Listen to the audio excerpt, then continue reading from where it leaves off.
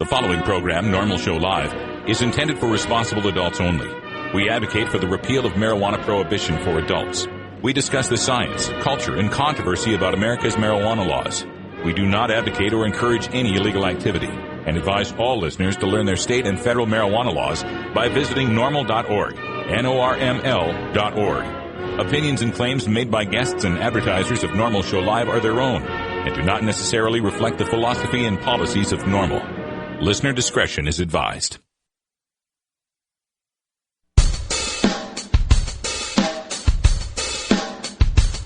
You take a seed, you plant it, you grow it, you dry it, you roll it, you smoke it. You take a seed, you plant it, you grow it, you dry it, you roll it, you smoke it. Then it goes down smooth. Hey! Spanning the continent to bring you the truth about cannabis and marijuana law reform. I smoke pot and I like it a lot. From the promise of legalization. And I think we need to rethink and decriminalize our marijuana laws. To the agony of prohibition. One major responsibility is to encourage people to use less drugs. The National Organization for the Reform of Marijuana Laws presents NORML Show Live, Marijuana Nation. Now, here's your host, NORML's Outreach Coordinator, Radical Russ Belville. Good afternoon, tokers and tokettes. It is Wednesday, February 23rd, 2011, and it's got to be 420 somewhere in the world. We're glad to have you here for the next 2 hours of news, talk, interviews, information, music, comedy, and more by, for, and about the cannabis community. Our first hour is podcast as the NORML Daily Audio Stash on iTunes. Our second hour is live only for those of you joining us here at stickem.com/NORML Show Live or just live.norml.org. Thanks for being here. We're coming to you from beautiful Potland, Oregon in Rolla J Studios, the home of Snowpocalypse 2011. Dun, dun, dun. And let's bring on our own Ganja John, the pirate, the maestro. What's up, Russ? You know, the local news here in Portland, it's crazy. It's like anytime there's a hint of possible precipitation below 32 degrees, they freak out. They totally freak out. They get on the news. They say, oh, my God, there's going to be 1 to 4 inches on the valley floor. The schools, literally, some schools closed today. I go out this morning before the show to go walk Roscoe to the store. It's 39 degrees. It's dry as a bone. Yeah. Welcome. Drink your own pee. It's going to snow. Welcome to Portland, Oregon, man. You know, when I was taking driver's training, I took driver's training in 12 inches of snow driving a stick. That's amazing. These people shut down if they get an inch. It's amazing. Also joining us from our virtual studio in beautiful Grass Storia, Oregon is our own Cannabis Carrie. So you're telling me there's no snow in Portland right now? No snow in Portland right now. Oh my gosh, because, you know, we don't have we're a small town, so we don't have our local news, so we only get to hear that, like, Portland, craziness over there. Yeah. And, it did sound like you guys were shutting down. Snowpocalypse 2011. It's amazing. And Carrie also does a folk show, acoustic brunch on Coast Community Radio. We streamed it live today for a little bit, about 11 o'clock Pacific, so it was great listening to you today, Carrie. Great song choices. Thank you. Did we lose all the Thrasher heads? No. They stuck around. They thought it was cool. You can always check Carrie out on Wednesdays at coastradio.org. What time does the show start? It starts at 10:06 sharp after a few minutes of world headlines. That's obviously Pacific time, and runs till noon. All right, fantastic. Hey, we got a great show for you coming up today on NORML Show Live. It's Irie Wednesday for our Daily Toker Tunes. We'll hear some Mega Banton with Herbalize a little later on at 20 after. At 30 after, it's time for Cannabis Science with Dr. Mitch Earlywine. We're going to ask him about one of the news stories Carrie's bringing up a little later today. And in my rant today, I'm going to tell you about the all-hemp electric car and why it's got me a little bit angry, actually. But before we do all that, we'll talk to Cannabis Carrie and our hemp headlines. What's in the news today? Well, today, since it is our Health Wednesday segment, I have 2 different stories on some brand new studies that just came out this very week. Also, we're going to talk about some Oregon bills that are kind of making their way through the legislative process. And I've got a story on one of our favorite cannabis reformers down in California. He introduced a new bill, and we'll talk about that as well. All right. Great news, great stories, great music coming up here on NORML Show Live. And then in hour 2, Toker Talk Radio. We take your calls and we get a little loose and just discuss the issues of the day. You can call in at 971-533-7111. Coming up next, your hemp headlines. Back after this. You're listening to NORML Show Live, the voice of the marijuana nation.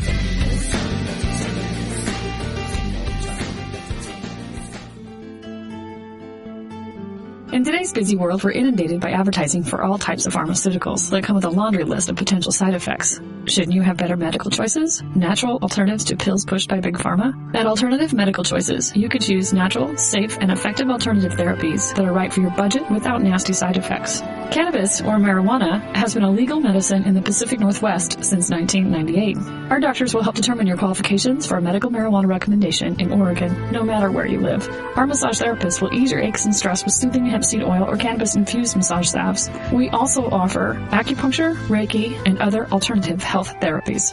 Call Alternative Medical Choices in Portland, Oregon at 503-288-5579 or visit our website at www.altmedchoices.com. We specialize in out-of-state recommendations. That's www.altmedchoices.com or call 503-288-5579.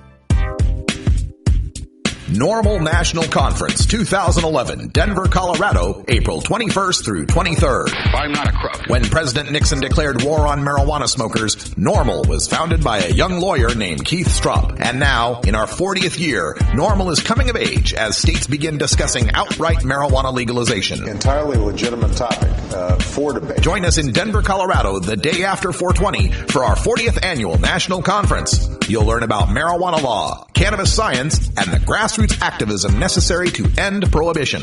Set in the Mile High City, America's cannabis capital. Special guests include medical marijuana pioneer and Harvard emeritus Dr. Lester Grinspoon, U.S. Congressman Jared Polis, and NORML founder Keith Straub. NORML National Conference 2011, coming of age in Denver, Colorado, April 21st through 23rd. It's the true Rocky Mountain High.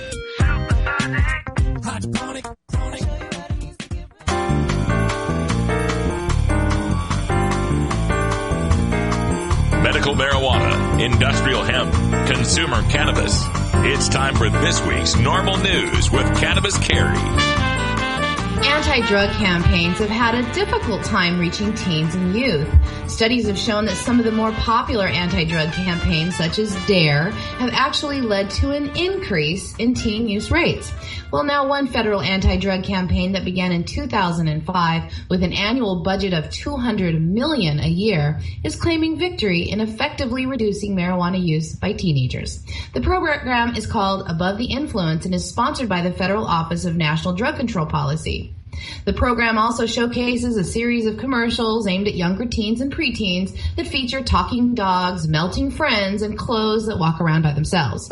In addition to commercials shown on TV and in schools, there are additional printed materials for schools to hand out to the students.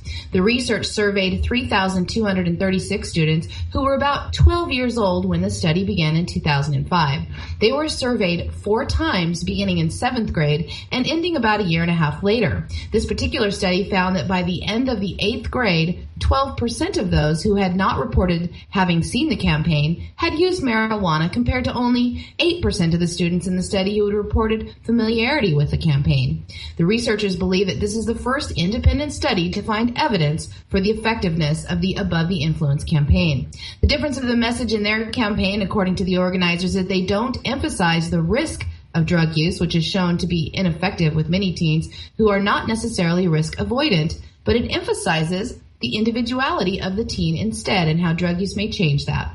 The Office of National Drug Control Policy and the Partnership for a Drug-Free America that oversees the creative efforts for the national campaign will undoubtedly be touting the findings of this particular study, since their track record of effectiveness is rather dim. The study appears in the March 2011 issue of the journal Prevention Science, which explained that the limitations in the study include that the findings were based on a survey result and not a randomized sample. Another limit in the study was that it took place in 20 communities around the U.S. and not a random sample of American youth. The research was supported by a grant from the National Institute on Drug Abuse. Boy, it's so hard to keep track anymore. You know, just a few weeks ago, wasn't it, that teen marijuana use was going up. My God, there's more people, more young kids smoking pot than smoking cigarettes. And now they want to tell us that it's gone down, that they've put on these new ads and the money they're spending, $200 million a year, have been effective, that they have managed to lower teen use. Now, this is something that is not something I trust immediately out of the box here, considering their past track record. We did a story a couple years ago where the Government Accountability Office found that the campaign that they ran from 1998 through 2005, they spent $1.4 billion on it. And not only did it not help reduce youth drug use, that's hard to say, reduce youth drug use, but it also may have convinced some of them to actually start taking drugs, and that other kids were taking drugs, and that it was something normal to do. We also found that a CBS News story where they emphasized that the Partnership for Drug-Free America hasn't actually been focusing on anti-marijuana ads, instead choosing to focus on anti-prescription drug ads. So it's very confusing to get the true story here on what's going on with these anti-drug ads. Now, to be clear, if these ads actually successfully manage to help young people from not using cannabis before they're age 18, well, that's a good thing, I suppose. But we got to be careful about what the science actually is. And so what we're going to do in our cannabis science segment, we'll talk with Dr. Mitch Earlywine, and we'll ask him about this study, and we'll let him decide and tear it down if it needs to be teared down.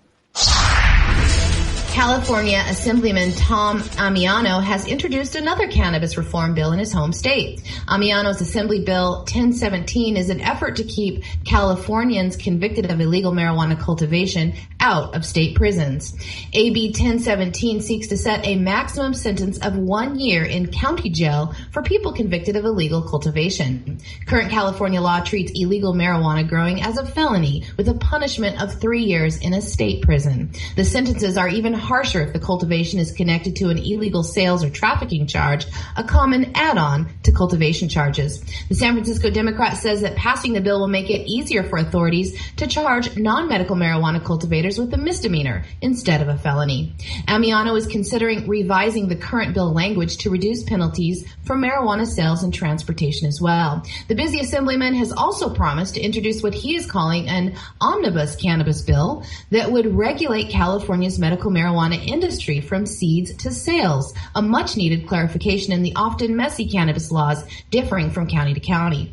He's currently working with medical marijuana advocates to help clarify financial rules for medical marijuana dispensaries and collectives that must operate as a non-profit under state law. Some in California are calling for a system more like Colorado's, which does allow for profit dispensaries. But he says his bill will retain the non-profit requirement. Keeping California medical marijuana dispensaries is nonprofit is backed by the California Cannabis Association, a trade group representing many medical marijuana providers.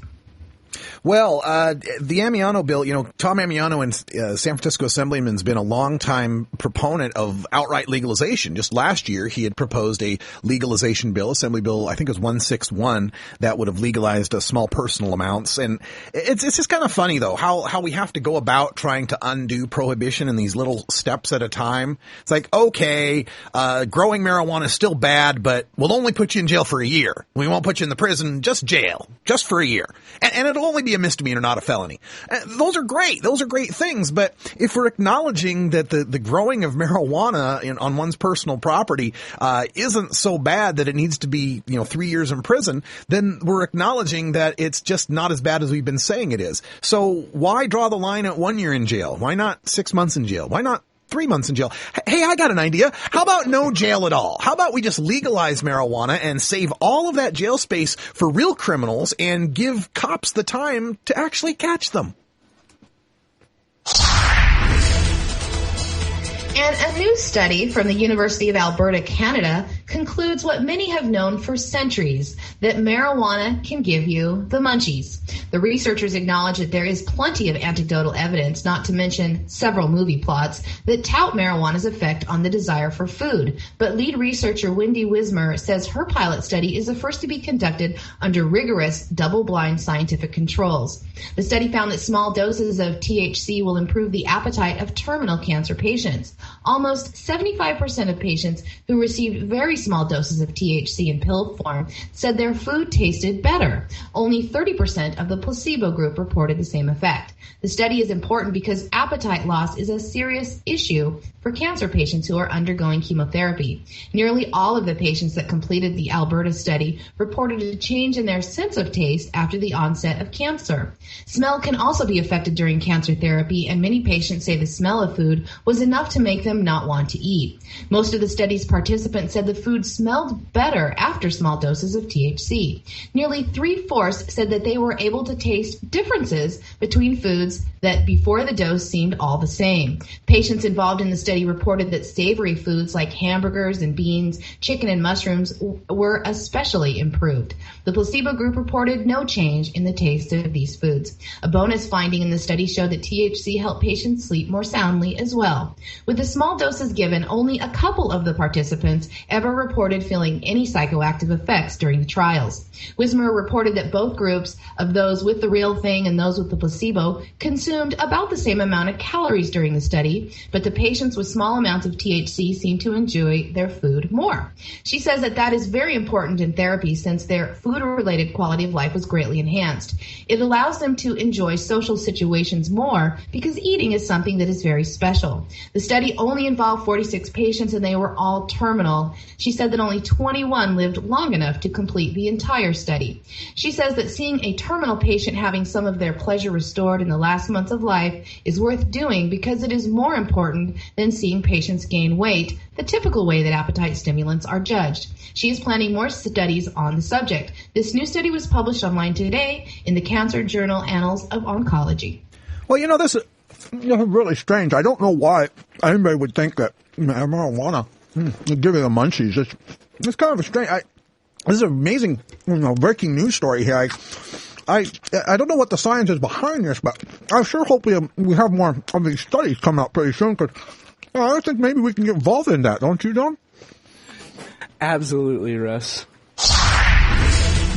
And there was a hearing on Oregon's House Bill 2982 this morning. House Bill 2982 would require background checks on existing medical marijuana card holders and deny participation to anyone with a drug felony in their past. The meeting was attended by a packed house. Many members were of the Oregon Marijuana Policy Initiative, a coalition of pro-medical marijuana interest groups. Robert Wolf, the director of the OMPI, includes members from Oregon Green Free, Voter Power, NORML, and Mothers Against Misuse and Abuse. He says that his group will turn out in force to every hearing on bills they strongly oppose, such as House Bill 2982. This year in Oregon, there is a flurry of cannabis-related legislation, most aiming to restrict Oregon's medical marijuana law that has been on the books for 13 years.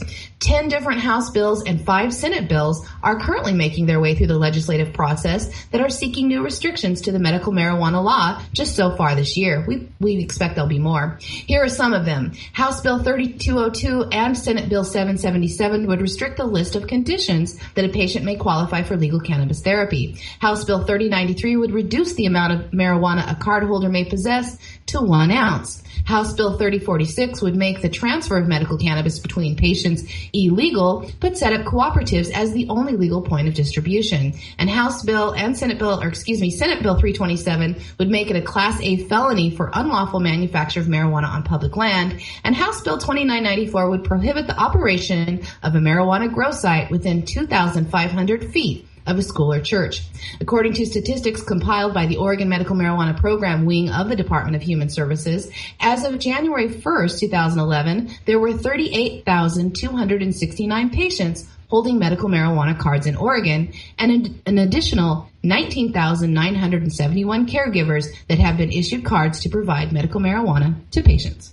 Well, let's just get it over with and introduce, House Bill 9999, the bill that says you can only have 1 gram of marijuana per day and you can only smoke it if you're downstairs in your basement chained to a radiator and the front doors are locked so no children could possibly ever come in. And we make sure that we put a big sign on the front yard of your house that says medical marijuana patient lives here. And let's get them a special driver's license and maybe put something on their license plate so we'll know where they are wherever they're driving around. Oh, and we got to make sure that their houses include special HIPAA filtration so there's no possible way that any of the smell could ever escape their house. Oh, and while we're at it, let's install video cameras in that basement while they're chained to the radiator smoking their 1 gram of marijuana per day. Let's put a camera in there that's live on the internet so that we can watch the medical marijuana patients at all times to make sure there's no children around them, make sure nothing crazy is going on. Oh, and of course, they won't be able to grow their own marijuana. They have to get the marijuana at the state-run store, for which they'll pay, $10, $20, $30 a gram, whatever it turns out to be. But of course, when they sign in they have to get the thumbprint and their blood sample and a retinal eye scan to make sure we know who it is that's picking up the marijuana, because for God's sake, we wouldn't want to have medical marijuana out there being smoked by just anybody. It might lead to something like, 357,000 Oregonians smoking it or something like that. By God, let's get strict on this shit. Well, since they want me to wear an emerald letter, let's take a break. Yeah, that was sarcasm, by the way. We'll be back after this. It's 20 after the hour, and we have to take a short break, if you know what I mean. Please support these sponsors who support NORML Show Live. Oh, have you ever met that funny reefer man? A reefer man. Have you ever met that funny reefer man? A reefer man. If he said he swam to China, he would send you South Carolina. Then you know you're talking to that reefer man.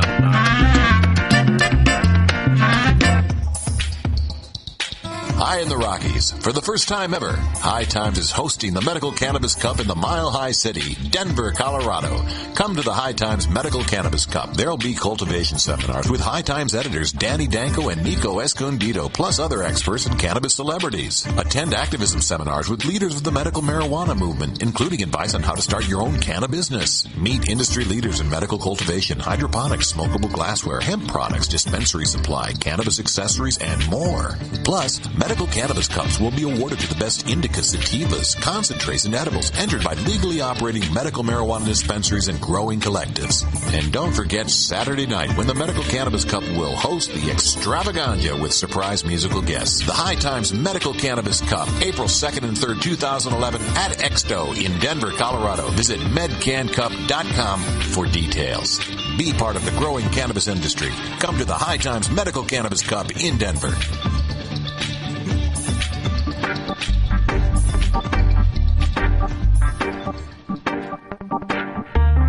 It's time for your Daily Toker Tunes, the best in 420-friendly music from all genres that uplifts, entertains, and informs the public. Our PodSafe music is donated by freedom-loving musicians who support our goal of ending adult marijuana prohibition. Today we get tunes for Irie Wednesday, our celebration of that mellow vibe we find in the best of reggae, ska, calypso, and Latin music. Brought to you by Grateful Dread Public Radio, Summit, New Jersey's progressive peace station at gdreadradio.net. If you'd like to submit your song to be played on NORML Show Live, send it to us at stash@norml.org.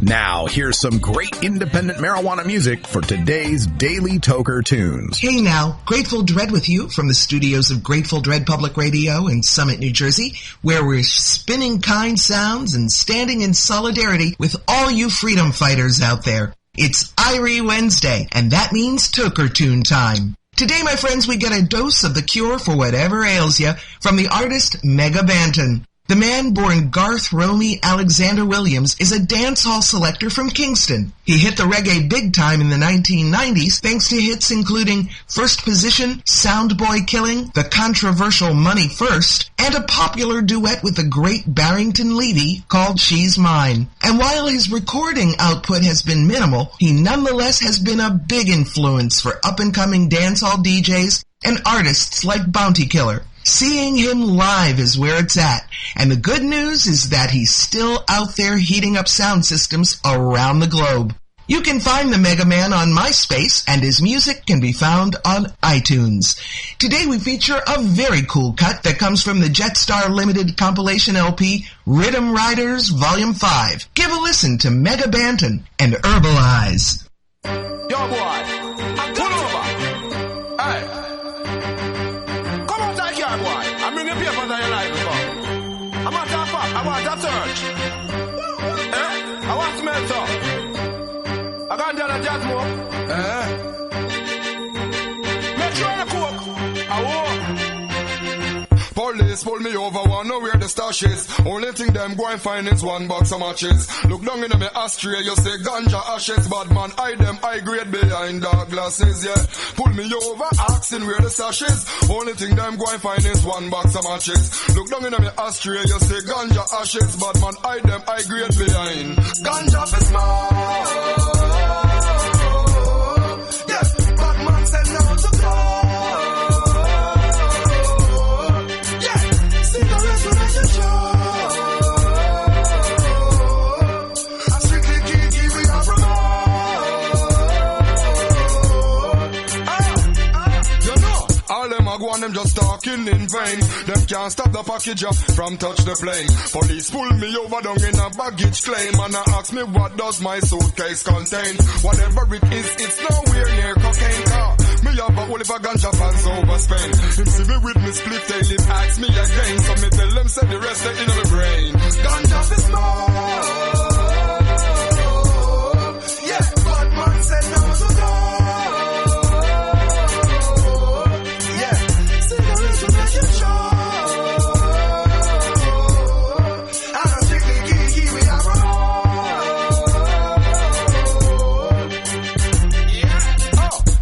Pull me over, asking where the stash is. Only thing them go and find is one box of matches.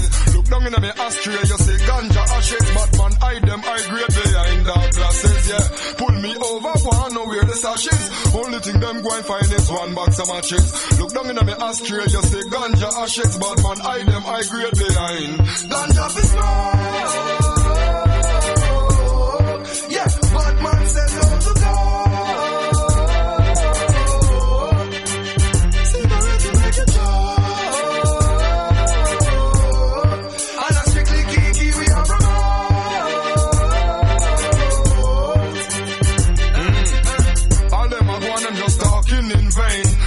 Stop the package up from touch the plane. Police pull me over down in a baggage claim and ask me what does my suitcase contain. Whatever it is, it's nowhere near cocaine car. Me have a whole heap of ganja fans over Spain. Him see me with me split tail, him ask me again. So me tell him say the rest they in my brain. Ganja for smoke. Yeah, bad man said no to go.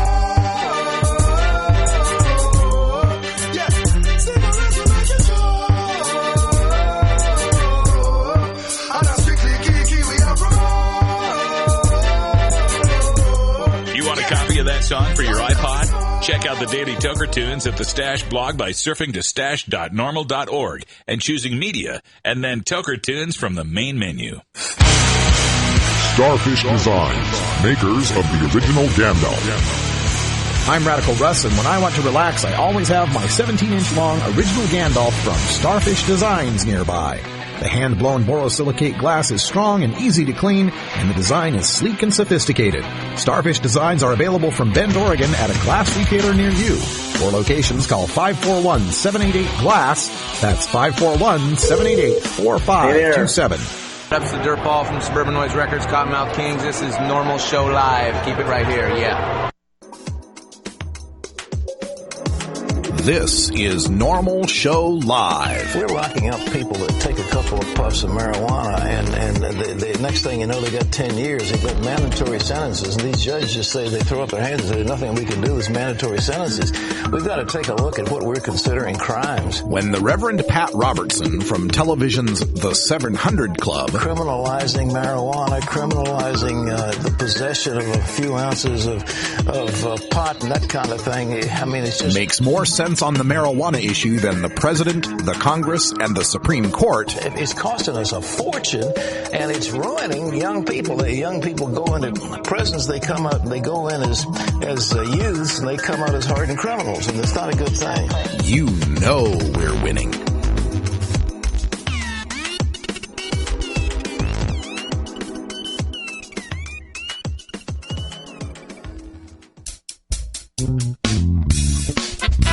It's time for NORML Show Live's Cannabis Science with Dr. Mitch Earlywine. Dr. Earlywine is the professor of psychology at the State University of New York in Albany and the author of Understanding Marijuana. Now here's your dose of cannabis science. All right, we made it to the middle of another week, and we get to join Dr. Mitch Earlywine from SUNY Albany. Dr. Mitch, welcome back.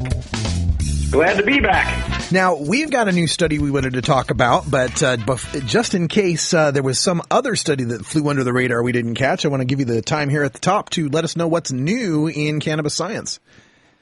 Last week, folks had mentioned this marijuana and erectile dysfunction link. Mm-hmm. I went ahead and searched through that literature. It is not quite as haunting as we've been led to believe, but I can't say it's an absolute zero.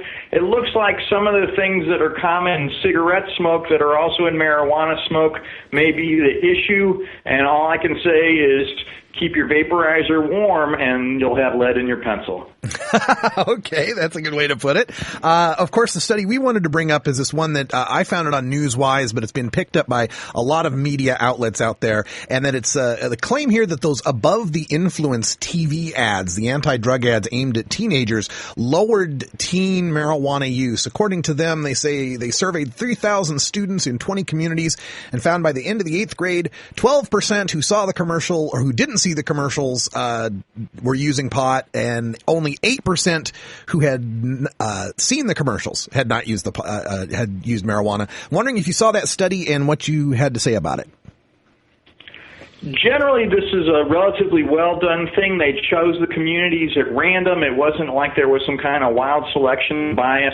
I've seen those ads, and I find them laughably weird, but I'm not the target audience. If it looks like it's working, obviously we need to replicate this. I'm happy to see teen use drop in any situation, but the key here is replicating this effect and seeing if that's really the source, because unfortunately, these communities may have varied on other important characteristics, and we want to make sure this isn't a crew that would have necessarily differed on marijuana use anyway.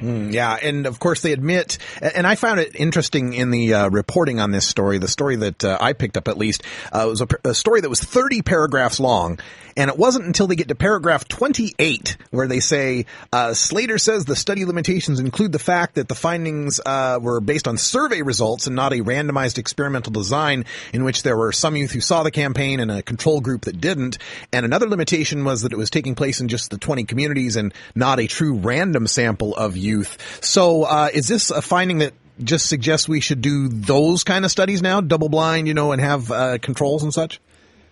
If you can imagine a situation where we could have, say, 50 communities volunteer to participate and pick 25 at random so that they're essentially not going to differ on socioeconomic status, current cannabis use, all those other variables that we think might be important confounds, and then get this effect, you're going to be markedly more impressed. It's distinctly possible that these communities might have differed on cannabis use even in the absence of these messages, and so that's why a randomized experiment is always better than these kind of correlational work. Yeah, and something that I thought it might be a confound in this study would be that if you're surveying kids as to whether or not they saw these particular anti-drug ads. Well, if you're growing up in a nice household with parents that are loving and supporting, and you're getting good grades in school, yada yada yada, you got time to watch TV and maybe pick up an ad or two. Whereas if you're a kid growing up in a dysfunctional home, there's maybe violence or neglect going on, the chances you get to watch TV maybe aren't that many, and these are people that might naturally trend toward marijuana use in the first place. Am I on the right track here of how can we control for that? And in fact, the irony is it can go in the opposite direction too. Some folks who are essentially in low socioeconomic areas have few other alternative activities and only get to see these ads. Right? And so that may be a confound in the other direction. And the only way to control for this is large samples that are randomly assigned and then see if it works. But because these data are relatively compelling, I think funding for a study like that would be perfectly reasonable. It's sad to me, though, because I just find these ads so peculiar. They are very odd. Well, we're taking your calls here at 971-533-7111, also via chat, and apologize to the caller from 330 who just hung up. We were just about to get to you, but unfortunately we lost you. So we'll go to the chat room here and get some questions. First of all, question here. What benefits could a regular cannabis user gain from stopping toking for a few weeks? The clincher here is the opportunity to assess your own propensity for withdrawal. So those first couple of nights, if you're having nightmares or you're feeling irritable or something like that, that's a good message to you that you might want to consider lower dosages from here on out. And then the more time you take off, the more your tolerance decreases. So suddenly there's an opportunity to essentially decrease your cannabis bill by increasing your sensitivity to the plant. And isn't that delightful for anybody's pocketbook in this kind of economy? Mm-hmm. And last but not least is to essentially assess how much of your use is sort of automatic rather than actually enjoyed. If you're reflexively turning to the plant every single night because that's just what you do, are you even really paying attention? Are you even really enjoying it? And if that's the case, then by all means, make the best use of your time with the plant. Make sure you're paying attention. Make sure you're enjoying it. That can also decrease your cannabis bill as well. I'll add another to that. You can freak out your toking friends. Hey, man, you're not toking? Why? What's up, man? Why? What's going on? Are you quitting? You're not stopping, are you? Are you quitting? I've heard that before on occasion, Dr. Mitch. Well, and in fact, if you have an impending test coming up, a number of people will often either show their support or their disdain for the urine testing industry. Yeah. Oh, yeah. All right. Another question coming up here. Have you had any positive feedback with New York State regarding medical marijuana? We had talked about the bill going forward in New York, and you were going to contact some of the folks in the legislature. Any feedback yet? I had an informative meeting with one member of what's our state Congress, essentially, saying he didn't like the previous draft of the bill and pointed out pretty specific things that I thought were, in my opinion, minutia, but things that can be easily changed. And then the other big lament is that whoever's in charge of what gets on the floor is really going to determine if this gets voted on or not. And that used to be Joe Bruno. Obviously, he's run into some problems, but he had agreed previously to bring this to the floor. The new person in charge of that has not made that agreement, and so it's going to take some gentle persuasion on our part. All right. We encourage everyone to check out NORML's Take Action Center and get involved in New York State for passing medical marijuana. We go to the telephones now. We got a call from the 209 area code. What's your question for Dr. Mitch Earlywine? Hi, thank you. I tend to use edibles in the evening before going to sleep, but I was curious, is there a difference? I know that they say that edibles create more of a body high, but is there a difference between sativa and indica, for example, in the body effects, if you have an edible made of sativa or one made of indica? Thank you. As it turns out, we don't have tons of empirical work on this. Folks have been reporting to me in the past that the indicas are probably superior as far as sedation, battling insomnia, and things like that, whereas the sativas may be more arousing and more appropriate for something earlier in the day rather than right before bed. Unfortunately, we don't really have very pure sativa or very pure indica strains anymore in the same way, and so the only way to really find out is experimentation. A number of folks have told me they prefer edibles for insomnia simply because the digestion is slower, absorption rate is slower, and that 11-hydroxy-THC might be more sedating than the THC we get from inhaled vapor. Excellent question. Thank you so much. Yeah, thank you, 209, for calling in. We appreciate that. Phone lines are open at 971-533-7111. We go to the chat for this next question. Mountain Lover asks, I am curious, from all of the studies, how does cannabis affect the metabolism and digestion?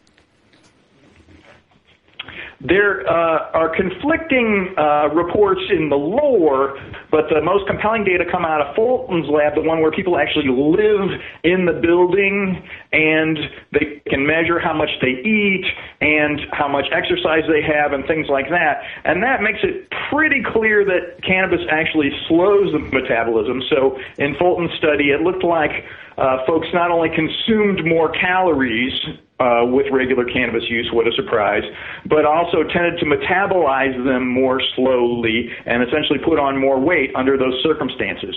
This is splendid for folks who are concerned about AIDS-related wasting or losing weight for cancer chemotherapy. It may not be the best news for those of us who are trying to keep our cholesterol down and our waistband small.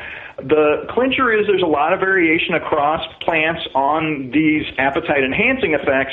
There's probably a lot of variation on the change in metabolism, but we just haven't seen that data published. I've been using Dr. Mitch's advice lately of using cannabis as kind of a reward, and it's been working really well for me because I eat exercise, then smoke, and tend not to get that hunger afterwards.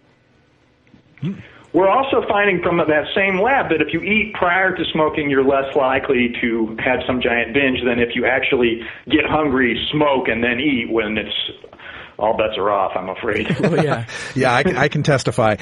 We have a question here from Zippity Don't in the chat room. What is the name of the THC glaucoma eye drops?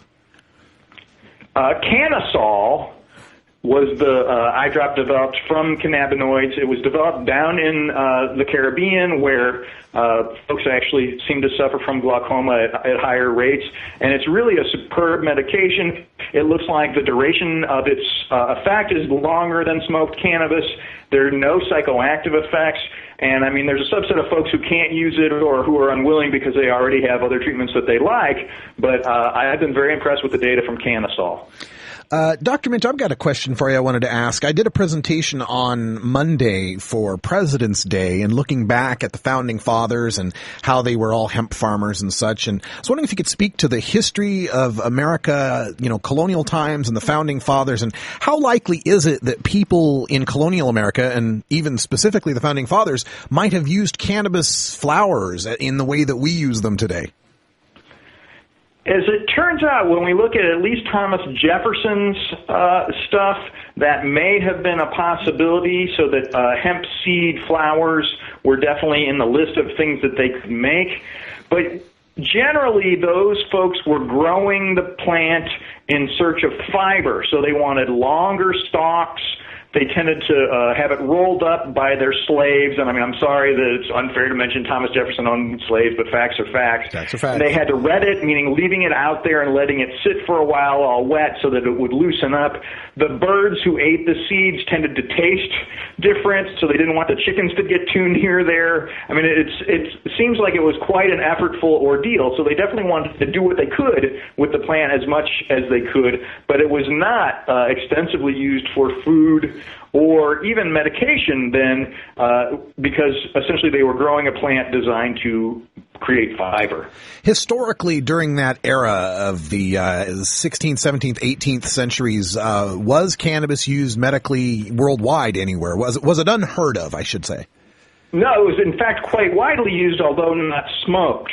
So we'll see a number of pharmaceuticals that were essentially combinations of opiates, cannabis, and alcohol, which you can imagine must have been quite the effective drug for pain. But because of that presence of the opiates, it developed tolerance rapidly, tended to lead to headache and nastiness and withdrawal, and we ended up with folks experienced dependence, some of which got blamed on cannabis when in fact the real source was opium. Okay. We've got someone in our chat room, and by the way, we're still taking questions in the chat room. Just put question at the front of it and we'll get it asked. Also on the phones at 971-533-7111. And we have someone in our chat room who's talking about his terrible situation here. He got in a bad car wreck and he's undergone pain management, and his pain management doctor drug tests. So what could we what can we educate these pain management specialists about the use of cannabis along with the pain drugs that they're using in pain management and how beneficial it could be? So Paul reviews some of this literature on his handout at the NORML website, and by all means turn to that for the references.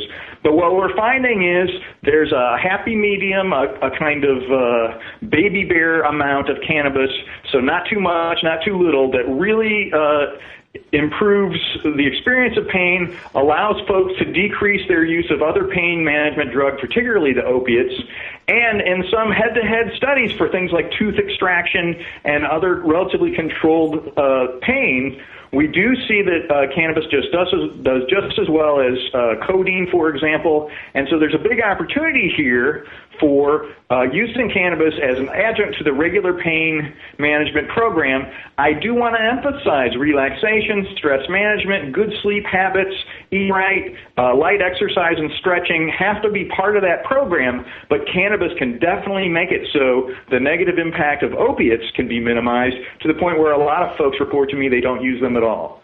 Is there any studies backing up the notion we hear from, or the reports we hear from a lot of patients where use of medical marijuana helps them to reduce those opiates?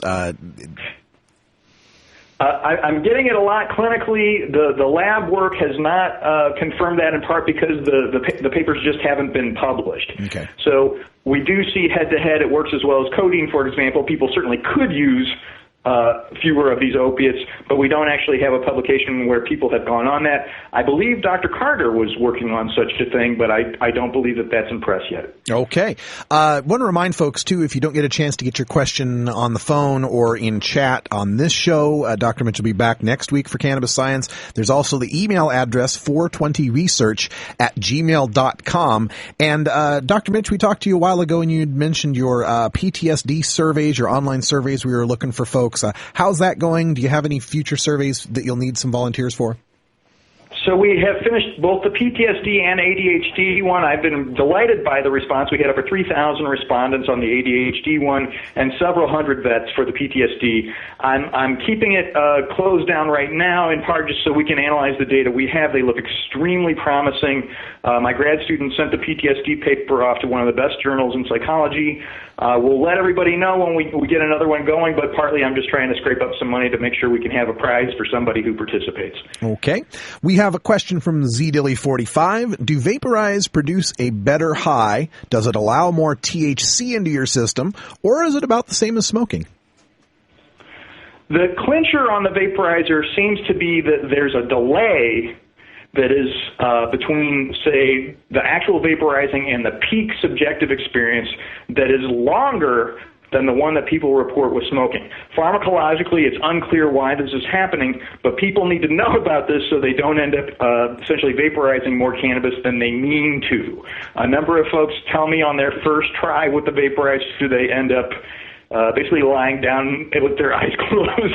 So I just want to make sure that that word gets out. The subjective experience, a number of people have reported differences. Some people tell me the vaporizer doesn't work for them. It turns out they haven't been turning it up high enough. Another set of folks who just claim that it's more somatic, it's more of a body high than the same cannabis used smoked, but needless to say, NIDA is not exactly funding the study to compare those, so I just have to count on everybody's personal experience. Well, speaking of the personal experiences, a couple of folks in the chat room, Vapor King and another, have been asking and going back and forth on the questions here. The question originally was, does vaporizing actually help in any upper respiratory illnesses? And Vapor King says, I have asthma. Vaping helps a lot. Smoking makes it worse. Is there actually a helpful aspect to vaporization? What we found, Nicholas Von Damme and I have a paper that should just be coming out in the International Journal of Drug Policy showing that a month of vaporizer use in folks who came to the lab already reporting some kind of respiratory symptoms, coughing, tightness in the chest, waking up in the middle of the night, coughing, things like that, in just a month, they got better. We also had them blow into this gizmo that measures how fast you can breathe out and how much your lung capacity is, and we saw meaningful improvements in both of those in only a month. The clincher was that people really had to stick to it for a month and not just be smoking and vaporizing as well. But we do have a meaningful subset of people who've shown this improvement, and I'd love to see more and more people turn to the vaporizer. All right. Yeah, we certainly would. And before we wrap up here, we got time for maybe a couple more questions. Again, if you want to get your question by email, answered in private, 420research@gmail.com. Just a couple more here. Let's see. We've got this question, and it's been asked before on our show, but it might be a good time to go over this. Can wiping a glass pipe mouthpiece with alcohol or running the lighter over the end of it for a minute reduce the risk of germs? As it turns out, alcohol is a pretty effective anti-germ substance, so I think that that's okay. The danger with the fire, although it's also very effective at killing those things, is then you have a very hot mouthpiece, and people have to be capable of remembering that. I've seen a lot of folks who basically pass the joint and hold their hand over the end and draw through their own hand. I think that that's a very nice, friendly habit and a good way to keep colds to a minimum. I'm not above the folks who actually bring their own whip when they go to a friend's friend's house to use the vaporizer. I think that's delightful, particularly if you're in a state where paraphernalia laws aren't too tough. But by all means, make sure you keep it well hidden. Okay. Last question here from Bobby Buds. My doctor told me the other day I have rheumatoid arthritis in my knee. Will medical cannabis help me? In a word, yes. The clincher is you want to keep the consumption of, say, some of the over-the-counter analgesics to a minimum. Some of them can really wear down that tissue over a long period. So I know that that's often the first line of defense with this, but a number of studies are suggesting that 2 years of daily aspirin use at high doses is just not good for your liver. The clincher here is finding that happy medium yet again, so it does look like too much could actually make the pain and loss of flexibility actually worse. Obviously not enough isn't going to do the effect, and individuals are going to vary on that. By all means, tracking your own symptoms, your flexibility, and your pain is the key to understanding this, and a good diary with good data has been persuasive for more than one physician. I really recommend it. All right. Well, Dr. Mitch Earlywine, once again, a ton of great questions and even better answers. Thanks again for joining us here on NORML Show Live. Thanks so much. It's tough talking to kids about marijuana, especially if you might be a parent who dabbled a time or two in your youth. So to help you out, get your copy of Dr. Mitch Earlywine's latest book, A Parent's Guide to Marijuana. Dr. Earlywine is an associate professor of psychology at the State University of New York at Albany and an expert on the studies concerning marijuana, its effect on health and society, and the methodology behind the statistics. He is a frequent guest here on our daily audio stash. Dr. Earlywine lays it all out without the propaganda and scare tactics that parents know won't work with teenagers. He presents a rational understanding of cannabis, what it is and what it isn't, and why kids shouldn't be using marijuana. You can order today through Amazon.com or check our links at our blog, stash.normal.org.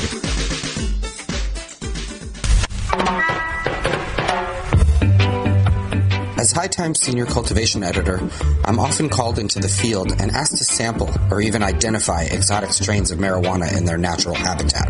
Now, for the first time, I've compiled more than 120 of my favorite strains into this single field guide designed to fit into your pocket as you travel the world in search of your favorite plant. From a friend's closet grow room to the wilds of Northern California, this single guide covers all of today's best-known strains, plus heirlooms and throwbacks, including High Times quality photos and information on each variety's genetic heritage and growing characteristics, plus my personal notes on aroma, flavor, and potency. So this is Danny Danko, author of the official High Times Field Guide to Marijuana Strains, wishing you good times and great ganja. You want answers? I'm as mad as hell, and I'm not going to take this anymore. You want answers? You have offended my family. I think I'm entitled. You want answers? I want the truth. And you have offended Shaolin Temple. You can't handle the truth. Surely you can't be serious. I am serious. And don't call me Shirley. Radical rant. All right, everybody, welcome back to the show. And before we came on the air today, I was working on a post that I had picked up from Popular Science, the magazine, and it was about this car, this brand new car called the Kestrel. Lousy name for a car, the Kestrel. Let's see if I can pull the picture up here. I'll show you the picture of the thing. It's just this little compact car. It's kind of this tan-looking thing. Not much different than, say, a Ford Escort, maybe. Let's see if this will get you the picture here. Yeah, it's your average Ford little car. Focus. You can kind of see it like a Ford Focus. Yeah, Escort. Escort. What did I say? Escort's from they haven't made those since '94, Russ. Well, I am old. So anyway, this Ford Focus, right? So this thing's called the Kestrel, right? And I picked this up off of Popular Science, and I was reading the article, and it just sounds like an amazing car here. It says it gets great mileage. It's all electric. It's lightweight. It's only like 2,500 pounds. And of course, the reason why is this electric car is made from hemp. It's made all hemp car. All of the stuff that we would make out of the steel or the plastics or the fiberglass, all made from hemp. This is from Popular Science. Marijuana's fibrous cousin hemp has a long history with automakers. In 1941, Henry Ford unveiled a car body made primarily out of organic fibers, hemp included. 70 years later, the world's first production-ready biocomposite electric car, with hemp as the bio, will finally hit the streets. The Kestrel, a 3-door hatchback, is made of a, quote, hemp composite as strong as the fiberglass in boats, yet incredibly lightweight, end quote, says Nathan Armstrong, the president of Motive Industries, Kestrel's manufacturer. Whereas a comparably sized Ford Fusion weighs 3,700 pounds, the Kestrel will be just 2,500 pounds with battery. This might be the sweet spot for electric vehicles, Armstrong says, because the car's low tonnage means a fuel efficiency increase of 25 to 30%. Hemp grows fast and it's cheap, which should keep the Kestrel's production price at around $25,000. A prototype is nearly complete, Armstrong says, and Motive plans to have thousands of its hemp mobiles on the road by 2012. Now, what an amazing solution here, because, in America, we love our cars. We got to have our cars, and pretty much our country is built to, you have to have a car in most cities. I mean, most cities don't have a great subway system or bus system, except for the largest cities, And of course, we don't have high-speed rail anywhere in this country. Amtrak is very limited, and, trying to fly these days, if you don't want to get groped by TSA and sit in a terribly cramped seat, people are into driving in this country, and it's not going away. The problem is this addiction to our cars is a big problem with pollution and global climate change, and not to mention the military campaigns we have to engage in to protect the sources of the oil, all because we're addicted to automobiles. And as the other country, India and China are growing, and they're, starting to drive cars and add more pollution to the atmosphere, we have to come up with a solution that is going to involve electricity in this case, and less of these greenhouse gases coming out of our tailpipes. Now, to build your car electrically, to run electrically and to build it out of hemp, what an amazing solution, because the hemp, the big hemp crops, they act as a giant carbon sink. They would actually reduce the greenhouse gases, and the hemp growing into the farmlands would replenish the soil that's been depleted. And, talking about not only fixing jobs here, fixing jobs for Detroit, getting the auto industry back on its feet, and getting American farmers back to planting hemp. I mean, this is a win-win-win scenario. And wait a minute. We can't grow the hemp to make the brand new green electric cars? We can't, because why? Because the DEA won't let us? Even though the hemp we'd be growing for the cars could never get you high? Just because some of us smoke a biological relative, a botanical relative of that plant to get us high, we can't grow the hemp to make the green cars that run electrically. We can't do that. Even though, like my home state of Oregon here, we even had a law passed that made it legal to grow this hemp to make these efficient cars, these eco-friendly cars, these green cars, and we can't do it. But well then where are they building and growing the eco car of the future? Well, the Kestrel was showcased, this is from SalemNews.com, the Kestrel was showcased for the first time in Vancouver at last September's Electric Vehicle Conference and Trade Show. We caught up with Nathan Armstrong, president of Motive Industries, who says this, quote, "It went very well, huge response, and the internet visits went viral. We did get some flack internally for aligning with hemp, but they got over it. We're hoping it will demonstrate Canada's abilities in technology and vehicle development, something that hasn't been highlighted internationally, if ever. If successful, it will generate a whole bunch of jobs and general industry activity," says Armstrong. Motive Industries Incorporated is still working with the original scientists from the project in the testing procedures, so there is a good degree of follow-through and safety consistency. The timeline for delivery of the 20 Kestrels is fast approaching, said to be Q2 or 3 of this year. When asked which Calgary-based energy distribution company is to be the lucky inventory holder, Armstrong answered, "I can't say directly, but they're the only deregulated utility." The car will be available in Canada initially, then other countries. We're working on distribution models with a few groups. I love my Canadian neighbors. I love you in the Great White North.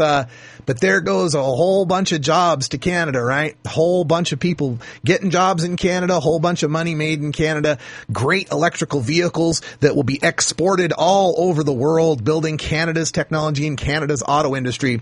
Meanwhile, Detroit is shutting down. Flint, Michigan has 25% unemployment.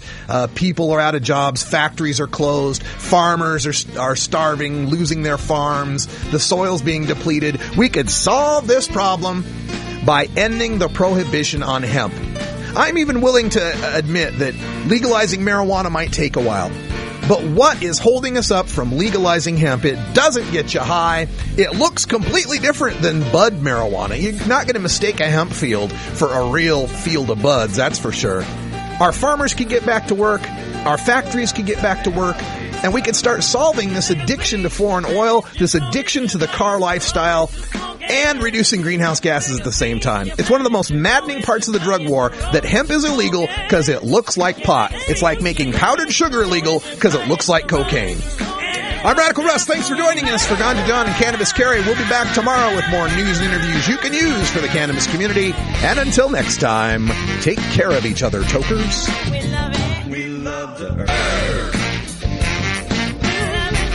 This is NORML Show Live, the voice of the marijuana nation. Take it on one more time. You take a seed, you plant it, you grow it, you dry